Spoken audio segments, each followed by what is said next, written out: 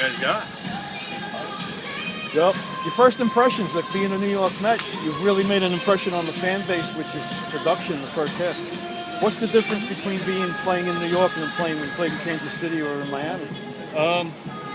You know, you hear about the media stigma and the New York, everything, blah, and you think, you try to, no, it's not that good, but it's a real thing.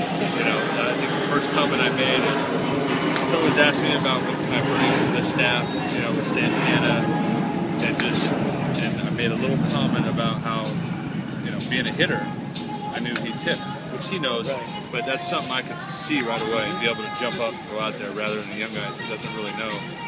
You know, I kind of brought that up, and that blew up. It was like national news, you know, right out of spring training. So that was my first little taste. Like, talk about last night. Nothing just goes by the seat of the pants here. Can you talk about last night? What it was like catching Matt Harvey last night? I mean, I was watching that game, like on the edge of the chair watching that one. That had to be great sitting back there receiving. Yeah, I had a good seat.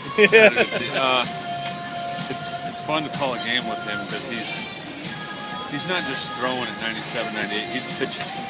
I mean, he's hitting my glove down, low and away. I move in, he paints it. I elevate, which is a very hard pitch for guys, especially guys that throw hard, because they tend to try to throw harder when they elevate.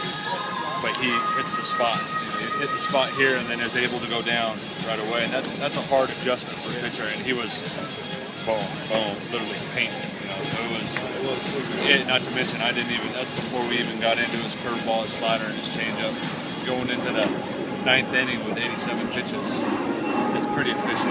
Well, he has a lot of trust in you. I don't think you see him shaking you off too many times. So it seems that, you know, just being here, you know, working with him in spring training, you two guys have a pretty good feel for each other. Yeah, and you know, a lot of people see that. I think they see that. That's because we're on the same page and we communicate with him. But I do encourage him to shake. I mean, if it's asinine, I'm not going to let him throw the pitch. You know, I'll get up, but I want him to throw things with conviction.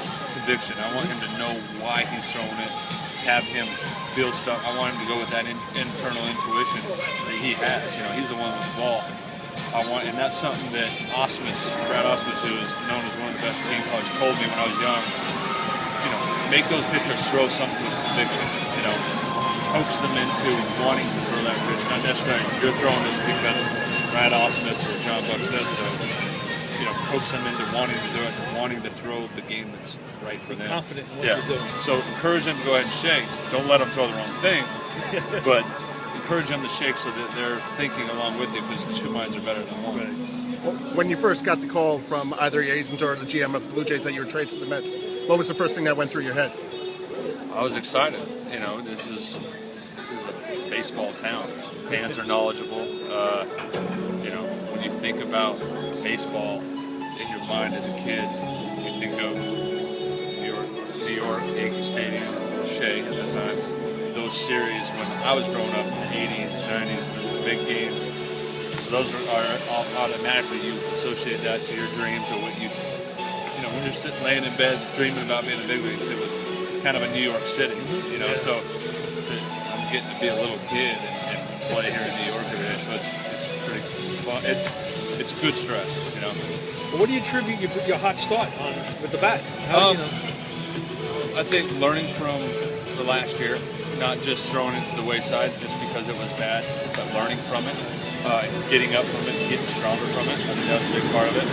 But you know, just mental approach to not just my at-bats, but to the season and how I viewed last year. Well, the philosophy of this club is to take pitches, work the counts, and everything like that. Does that fit into your style of hitting as well? Yeah, I mean, my style of hitting is get the pitch I want to get. If it's early, I'm not missing it. And if the pitcher pitches around that spot, then I'll get it. Kind of the Ted Williams. Yeah, if he throws it in my damage spot, I'm not going to sit around. Keep going. You know? I actually last night I watched it a couple times and then I missed that pitch. So you know, had good at bats, hit a couple line drives, but it wasn't my boom spot. You know, so it's I think that's my approach, and it does fall in with getting the pitch I want to drive, and if he doesn't give it to you, take that base and let the guy behind you do the damage. Is it different hitting here as a visitor as it is now making it your 81 game fans are here. I mean, this park was intimidating a lot of guys, and it's now like Well, not a problem anymore. I'm coming from the park that's probably the only park in the world that will make this look like a hitter's park. So, I mean, my approach even in Miami wasn't probably to a fault. It didn't change because I knew my best chance for me to hit is hit what I'm capable of, because that's me. I hit a lot of fly balls, and I hit a lot that were to the wall or to the track there. Those are home runs here, even in this park. And that just tells you how big that park is. So I think that's, if you try to change your approach when you come into a park, I think you're doing yourself a disservice. It was a crazy change to go from the Sky Dome to Miami and then to here. I mean, did it change your hitting philosophy, like, or your teammates' philosophy so much going to such different parks in such a short time?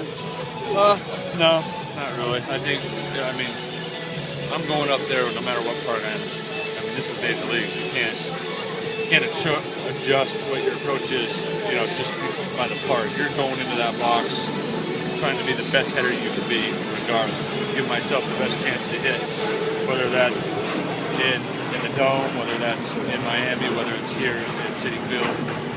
You're going to that box. You should be going to that box with the same approach that's giving you the best chance to hit the ball solid.